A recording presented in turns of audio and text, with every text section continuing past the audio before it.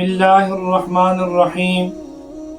اگر گھریلو مسائل ہیں، میاں بیوی میں جھگڑا ہے، مائی باپ اولاد میں جھگڑا ہے، گھر میں جھگڑا رہتا ہے، تو علماء دین نے لکھا ہے کہ 10واں پارہ سورۃ انفال آیت نمبر 63، بسم اللہ الرحمن الرحیم، لو انفقت ما فی الارض جميعا ما الفت بین قلوبہم ولکن اللہ الف بینہم انہ عزیز حکیم۔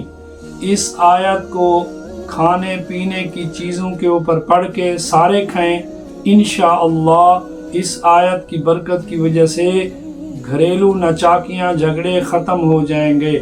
اللہ پاک یقین نصیب فرمائے۔